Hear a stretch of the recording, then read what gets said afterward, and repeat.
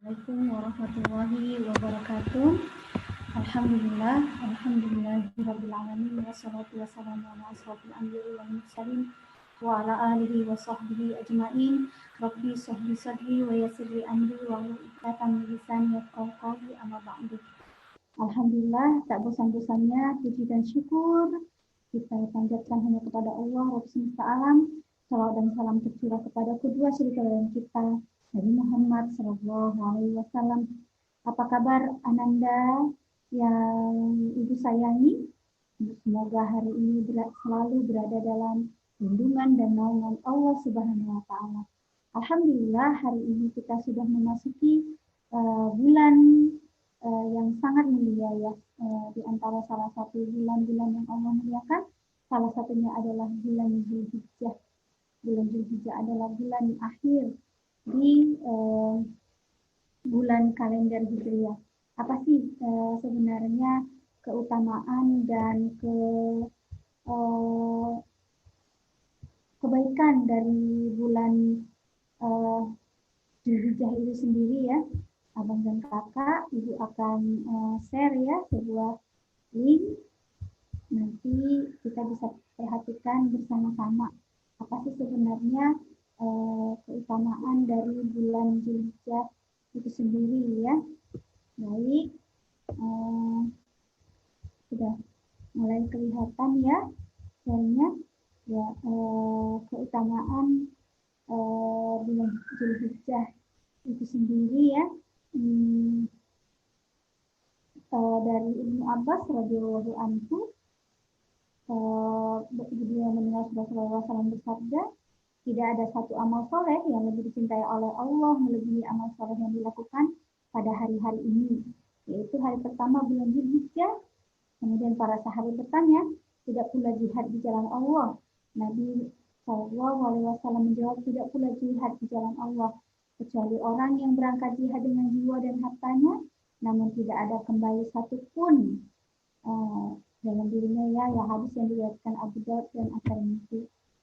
Apa sih keutamaan bulan Zulhijjah ya? Jadi memang Allah menciptakan bulan-bulan Hijriah, masing-masing mempunyai keutamaannya sendiri ya. Jadi ada 12 bulan dalam setahun. 4 bulan Allah pilih menjadi bulan yang istimewa. Ada Rajab, Sya'ban, Ramadan, dan salah satunya adalah bulan yang saat ini hadir bersama kita adalah bulan Zulhijjah. Kemudian Allah juga ada memilih 4 bulan diharamkan depan, Zulkaidah, Zulhijjah, Muharram, dan Rajab. Masuk ya bulan Zulhijjah lagi. Apalagi keutamaannya 10 hari dalam bulan Zulhijjah penuh dengan keistimewaan dan keutamaan. Selaku seorang mukmin yang baik, maka kita harus memanfaatkan apa sebenarnya keutamaan ataupun keistimewaan dari bulan Zulhijjah. Yang pertama, ya, keutamaan bulan Zulhijjah yaitu 10 hari awal dalam bulan Zulhijjah. 9 Zulhijjah juga yaitu hari Arafah. Ya. Dalil-dalilnya Allah Subhanahu wa Ta'ala berfirman dalam Quran surah Al-Fajr ayat 1 dan 2. Maksudnya ya, wal fajr walayalin ashar, demi fajar dan malam yang 10 ya. Bahwa di sini Ibnu Katsir rahimahullah menerangkan bahwa yang dimaksud dengan 10 hari pertama adalah 10 hari pertama pada bulan Zulhijjah. Ananda sekalian, abang dan kakak yang dirahmati Allah, apa sih sebenarnya amalan-amalan di hari-hari terbaik ini? Yang pertama adalah melaksanakan sholat, kedua berpuasa, ketiga bertaubat, keempat banyak takbir, tahmid, tahlil, dan tasbih. Kemudian yang kelima, tingkatkan amalan kebaikan. Yang keenam, Idul Adha, ya, laksanakan haji dan umroh bagi yang mampu, melaksanakan Idul Kurban. Jadi ada 2 peristiwa besar, momen besar yang sering yang terjadi ya, yang ada di dalam bulan Zulhijjah ini. Yang pertama adalah pelaksanaan haji, hari raya haji sering juga disebut, kemudian pelaksanaan ibadah kurban atau kadang di sini juga disebut hari raya kurban, sholat. Nah, jadi disunahkan berangkat lebih awal ya, berjamaah menuju ke masjid saat dilaksanakan sholat fardu. Kemudian memperbanyak sholat sunnah karena itu merupakan uh, suatu pendekatan yang paling utama ya anak-anak ya kepada Allah. Sarana pendekatan kita kepada Allah yang paling utama. Kemudian sahabat Sauban radhiyallahu anhu berkata, saya mendengar Rasulullah SAW bersabda, hendaklah kalian memperbanyak sujud kepada Allah, karena sesungguhnya tidaklah kalian sujud sekali saja, kecuali Allah akan mengangkat kalian semua kepadanya.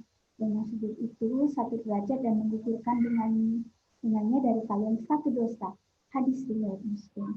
Ya untuk Ananda, yang anak laki-laki, sangat-sangat dianjurkan untuk sholat ya di masjid berjamaah karena yang pahalanya itu sangat luar biasa. Kemudian untuk anak perempuan boleh sholat berjamaah di rumah, boleh ya seperti itu. Puasa pada hari Arafah ini diriwayatkan dari sahabat Hunaidan bin Khalid dan istrinya dari sebagian istri Nabi Shallallahu Alaihi Wasallam berkata adalah Rasulullah Shallallahu Alaihi Wasallam berpuasa pada 9 Dzulhijjah, 10 Muharram dan 3 hari setiap bulan. Hadis ini diriwayatkan oleh Ahmad, Abu Daud dan An-Nasai. Bagi selain yang melaksanakan ibadah haji, ya, ketika kita tidak berhaji, maka sangat dianjurkan untuk berpuasa di hari Arafah, ya, karena Rasulullah Shallallahu Alaihi Wasallam bersabda ya tentang puasa Arafah, yaitu menjadi jaminan Allah untuk menghapus dosa-dosa hamba di tahun sebelum dan sesudahnya. Masya Allah. Hadis ini diriwayatkan oleh Muslim ya. Kemudian anak-anak apa yang dilakukan selanjutnya? Banyak bertobat ya. Seharusnya seluruh kaum muslimin menyambut musim-musim kebajikan ini ya dengan bertaubat yang benar dan bersungguh-sungguh setulus hati meninggalkan dosa dan kemaksiatan ya. Jadi bisa jadi fadilah ya, hidayah dari Allah itu bisa terhalang gara-gara dosa yang kita lakukan, dan dosa itu bisa menutup hati seseorang ya. Allah Subhanahu wa taala berfirman, dan bersegeralah kamu kepada ampunan dari Rabbmu dan kepada surga yang luasnya seluas langit dan bumi yang disediakan untuk orang-orang yang bertakwa. Bersegera dalam kebaikan. Kemudian bertakbir. Imam Nawawi berkata tentang puasa di hari-hari 10 bulan awal Dzulhijjah. Di sini dikatakan bahwa sesungguhnya ia amat dianjurkan takbir, tahlil dan tahmid, sebagaimana telah dinukil dari hadis Ibnu Umar radhiyallahu anhu di atas, maka perbanyaklah tahlil, takbir dan tahmid. Allahu akbar, Allahu akbar, Allahu akbar. Imam Bukhari rahimahullah berkata, Ibnu Umar radhiyallahu anhu dan Abu Hurairah radhiyallahu anhu keluar ke pasar sambil mengumandangkan takbir, dan orang-orang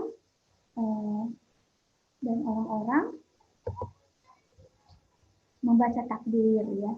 Dan orang-orang membaca takbir karena takbir beliau berdua. Nah, selanjutnya setelah membacakan takbir, apa ya amalan-amalan yang selanjutnya adalah meningkatkan amal kebajikan ya. Allah Subhanahu wa taala berfirman, dan orang-orang yang berjihad untuk mencari keridhaan kami benar-benar akan kami tunjukkan kepada mereka jalan-jalan kami, dan sesungguhnya Allah benar-benar beserta dengan orang-orang yang berbuat baik ya. Jadi kita memiliki kemauan yang kuat dan tekad ya yang benar-benar untuk merebut amalan-amalan yang diridhai Allah Subhanahu wa taala. Sebab apa? Sebab orang yang bersungguh-sungguh menuju Allah, bersungguh-sungguh beribadah karena Allah, maka Allah pasti akan bersungguh-sungguh kepadanya. Doa-doa kita, harapan-harapan kita akan dikabulkan oleh Allah Subhanahu wa taala. Kemudian berdoa pada hari Arafah yang pada tanggal 9 Dzulhijjah. Rasulullah Shallallahu Alaihi Wasallam bersabda, doa yaumil Arafah. Sebaik-baik doa adalah doa pada hari Arafah. Yang Anda sekalian banyak berdoa, kita ingin apa ya Allah, mudahkan aku, mudahkanlah dalam belajar, minta banyak-banyak kepada Allah Subhanahu wa taala. Nah, yang selanjutnya adalah Idul Adha itu sendiri ya, Idul Adha. Nah, Idul Adha itu sholat hari raya merupakan keistimewaan umat ini ya. Seperti ada sholat istisqa meminta hujan, sholat gerhana ya. Nah, jadi kelebihan sholat Idul Adha dibandingkan dengan Idul Fitri ya. Di sini dalam surah Al-Kautsar, "Sholli rabbika wanhar, inna syani'aka huwal abtar." Maka kerjakanlah sholat Idul Adha karena Tuhanmu semata-mata dan sembelihlah korban sebagai ibadah dan mendekatkan diri kepada Allah. Inna a'tayna al-kautsar fasholli rabbika wanhar inna syani'aka huwal abtar. Kemudian pada tanggal 11, 12 dan 13 Zulhijjah itu adalah hari tasyrik ya. Hari tasyrik itu di mana para jemaah haji akan menamatkan haji mereka. Jadi pada saat itu kita tidak dibenarkan, diharamkan untuk berpuasa ya, seperti itu kakak. Nah, apa sih sebenarnya amalan-amalan atau sunnah-sunnah ketika kita melaksanakan sholat Idul Adha? Yang pertama, memandangkan takbir di malam hari ya, itu sunnahnya. Kemudian sebelum kita sholat Idul Adha, sholat Id, mandi ya sebelum berangkat. Kemudian memakai pakaian yang terbaik yang kita punya. Menggunakan wangi-wangian ya, supaya harum ya. Kemudian sholat Idul Adha dan tidak makan dan minum sebelum sholat Id ya. Jadi disunahkan untuk tidak makan dan minum. Menempuh jalan yang berbeda saat pulang ya. Jadi perginya tidak sama dengan pulang. Kemudian mendengarkan khutbah dan menyembelih hewan kurban. Anak-anak itulah di antara sunnah-sunnahnya. Mari kita ambil hikmah dari apa yang kita dapatkan ya, seperti itu. Jadi raih semua kesempatan-kesempatan yang Allah berikan untuk anak-anak sekalian, kakak dan abang, upayakan dengan sangat ya. Ada 3 hal yang abang dan kakak harus lakukan. Apa itu? Yang pertama adalah abang dan kakak untuk dianjurkan untuk melaksanakan puasa Arafah pada tanggal 30 Juli 2020 ya. Semangat ya abang dan kakak semuanya.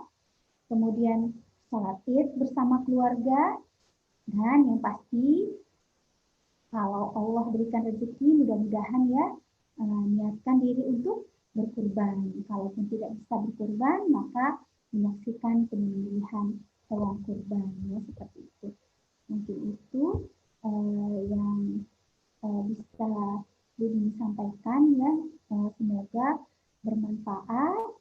Jangan lupa ambil setiap peluang yang Allah berikan, karena memang tidak ada di setiap bulan ya, hanya bulan-bulan tertentu saja Allah berikan peluang-peluang ini. Tujuannya apa? Untuk membentuk kepribadian dan karakter kita masing-masing. Mungkin itu yang bisa Budi sampaikan. Selamat beraktivitas, selamat beribadah. Semoga Allah memudahkan segala urusan kita. Ya, seperti itu. Dengan dikasih hidayah. Assalamualaikum warahmatullahi wabarakatuh.